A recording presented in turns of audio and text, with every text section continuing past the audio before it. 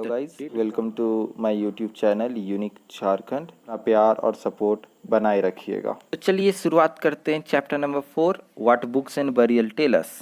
सामवेद, यजुर्वेद और ऋग्वेद को डिटेल्स में। फैमिली ऑफ लैंग्वेज हम लोगों ने द्रविडियन लैंग्वेज में आते हैं तमिल, पहला जान लेते हैं on the basis of work. इसमें ब्राह्मण और ट्रिब्यूटरी भीमा के सामने लोकेटेड है। मैंने मार्क लिट्स क्या है ये सब स्टोन वीडियो में चाइना के बारे में जानेंगे। Hello guys, welcome to my YouTube channel unique Jharkhand. मैं इस वीडियो का सीरीज़ में NCERT 6 to 12 पढ़ाऊँगा। आपने वीडियो की शुरुआत में चैप्टर 4 का रिकैप जरूर देखा होगा। इस वीडियो में मैं आप लोगों को चैप्टर 5 NCERT क्लास 6 में kingdoms, Kings and the early Republic पढ़ाऊंगा। ठीक है। उससे पहले मैं आप लोगों को रिक्वेस्ट करूँगा कि मेरे वीडियो को और चैनल को लाइक और सब्सक्राइब जरूर करें, साथ ही दिए गए बेल आइकन को भी दबाएं। उससे पहले मैं एक ख़ास बात आप लोगों को ज़रूर से शेयर करूँगा कि मेरे चैनल का 1000 सब्सक्राइबर पूरे हो चुके हैं। उसके लिए आपको तहे दिल से शुक्रिया अदा करता हूँ। Thank you so much. और साथ ही अपना प्यार और सपोर्ट बनाए रखिएगा। तो चलिए शुरुआत करते हैं chapter 5, kingdoms, Kings and the early Republic. Election day. Sankaran woke up to see his grandparents all ready to go and vote. They wanted to be the first to reach the polling booth. Why? Sankaran wanted to know. Were they so excited? Somewhat impatiently, his grandfather explained, "We can choose our own rulers today." हर बार की तरह NCERT में इस बार भी एक सवाल के साथ chapter शुरू हुआ है। यह समय इलेक्शन का है और उसी समय शंकरन के जो दादाजी है और उनके जो पेरेंट्स है वो वोट के लिए जा रहे होते हैं सुबह सुबह उठ करके, और वो चाहते थे कि सबसे पहले हम लोग पोलिंग बूथ पे पहुंचे और वोट करें। यह देखकर शंकरन के मन में सवाल उठता है कि वोट देने के लिए इतनी एक्साइटेड, ऐसा क्यों? तो दादाजी ने उसे समझाया कि आज हम लोग अपने रूलर खुद चूज कर सकते हैं। इसलिए around 3000 years ago, some men now became recognized as rajas by performing very big sacrifices. The Ashwamedh or horse sacrifice was one such rituals.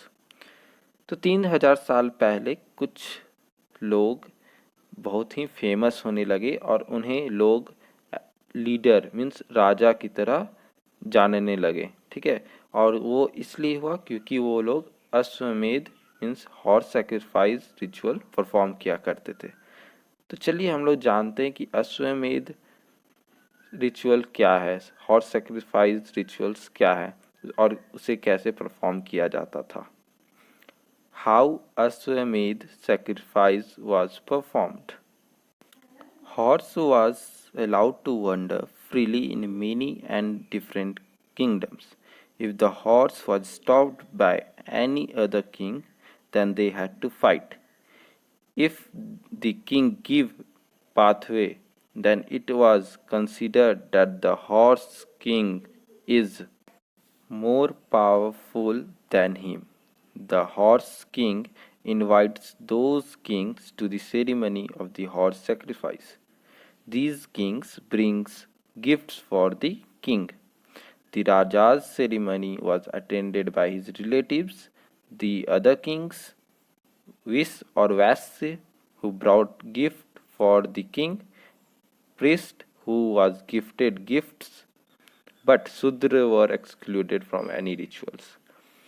तो जो हॉर्स सेक्रीफाइस या अश्वमेध रिचुअल्स जो है वो कैसे परफॉर्म किया जाता वो इस स्टोरी में बताया गया है। एक घोड़े को फ्रीली मीन्स खुला छोड़ दिया जाता था और वो दौड़ दौड़ के हर एक किंगडम में जाता था।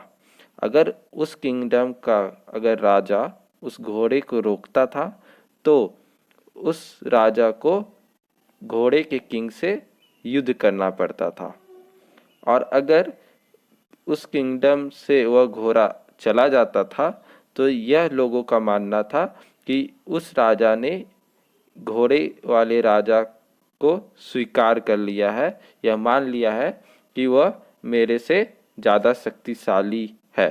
ठीक है, और इसी तरह हॉर्स रिचुअल्स किया जाता था। ये होने के बाद जो हॉर्स का जो किंग है, राजा है, वो सारे राजाओं को अपने हॉर्स रिचुअल्स के सेरेमनी में बुलाता था, और वहाँ पे वो राजा लोग हॉर्स के राजा को गिफ्ट दिया करते थे। जो लोग सेरेमनी को अटेंड करते थे वो लोग होते थे पंडित लोग, राजा के फैमिली वाले, दोस्त, और अदर राजाज मीन्स और किंगडम के राजा लोग हुआ करते थे। ठीक है, और विश मीन्स वैश्य लोग भी होते थे, जो लोग रिच फार्मर्स एंड ट्रेडर्स है वो लोग आते थे। लेकिन हाँ, शूद्र लोग को इंक्लूड नहीं किया जाता था, वो कोई भी रिचुअल्स या सेरेमनी में नहीं जाते थे, ना भाग ले सकते थे। रिचुअल्स परफॉर्म करने में पंडित लोग सैक्रेड वाटर राजा पर छिड़का करते थे, और बदले में जो राजा हॉर्स सैक्रिफाइस रिचुअल परफॉर्म किया है वो पंडित को गिफ्ट देता था। इसी तरह अश्वमेध यानी हॉर्स सैक्रिफाइस परफॉर्म किया जाता था। चलिए आगे बढ़ते हैं और हम लोग जानते हैं वर्ण के बारे में। During Veda period society were in several different groups, priest and warriors, farmers, herders, traders, craftsperson, labor, fishing folk, and forest people. Priests and warriors were rich as well as some farmers and traders. Other groups were poor. वर्ण में ये बताया गया है कि वेद period means Rigveda, Atharvaveda, Samaveda, Yajurveda के समय society जो है बहुत सारे ग्रुप में बटा हुआ था। वो ग्रुप जो है वो है priest, warriors, farmers, herders, traders, craft person, labourer, fishing folk and forest people. ये लोग ग्रुप में बटे हुए थे, जिनमें प्रिस्ट और वॉरियर अमीर हुआ करते थे और कुछ फार्मर्स और ट्रेडर्स भी, लेकिन और सभी ग्रुप गरीब मीन्स पुअर हुआ करते थे।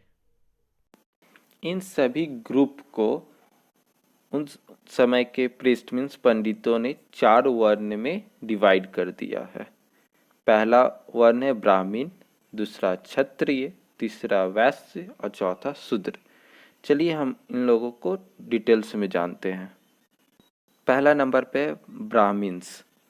These were the people who composed hymns, they study and teach the Vedas, they perform rituals and sacrifices, special sacrifices. जो ब्राह्मण्स हैं वो वे लोग हैं जो हिम्स मीन्स पोयम या श्लोक भगवान के ध्यान में बनाया करते थे, या वेद मीन्स ऋग्वेद, यजुर्वेद, अथर्ववेद, सामवेद ये सब पढ़ा और पढ़ाया करते थे, और ये लोग पूजा करवाया करते थे, रिचुअल्स या स्पेशल सैक्रिफाइसेस जैसे अश्वमेध रिचुअल्स है ये सब परफॉर्म किया करते थे, यज्ञ हवन ये सब करवाया करते थे। वो लोगों को हम लोग ब्राह्मण्स कहते हैं। दूसरा वर्ण है Kshatriya. These were the brave people who fought in the battles and protect people.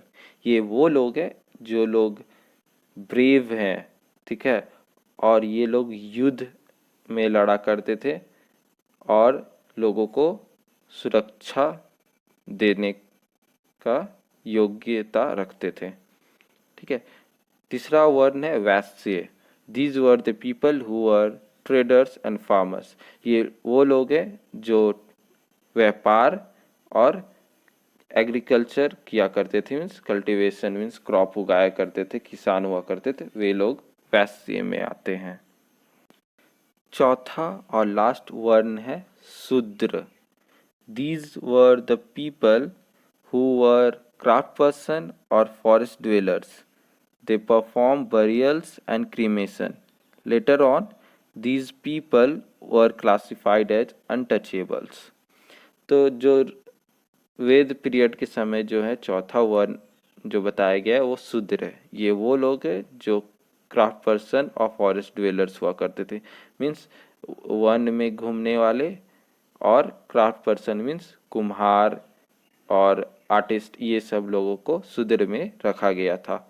और जो लोग बरियल्स या क्रीमेशन परफॉर्म किया करते थे, मीन्स जो लोग अंतिम संस्कार का जो आश्रम होता है वहाँ रहते थे, वो लोग को शूद्र कहा गया है।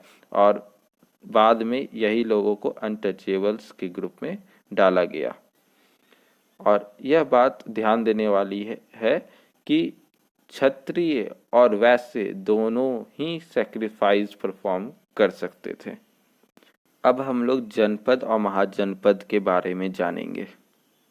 तो चलिए पहले जनपद के बारे में जानते हैं। जनपद, जनपद मीन्स लैंड वेयर जन और people set its foot and settle down. Purana Qila in Delhi, Hastinapur near Meerut and Atranjikhera near Etah in Uttar Pradesh are the जनपद। जनपद किसने कहा जाता है? जहाँ पे कुछ ग्रुप के पीपल एक जगह रहने के लिए शुरुआत कर दें, उनको जनपद कहा जाने लगा। ठीक है। और इनका एग्जाम्पल जो है वो दिल्ली में स्थित पुराना किला है, मेरठ के सामने हस्तिनापुर और इता के सामने अतरंजी खेरा। हस्तिनापुर और अतरंजी खेरा दोनों उत्तर प्रदेश में है। यही जनपद के दो एग्जाम्पल हैं, 2-3 एग्जाम्पल हैं। People of these areas grew crops such as rice, wheat, barley, sesame, pulses, sugarcane and mustard।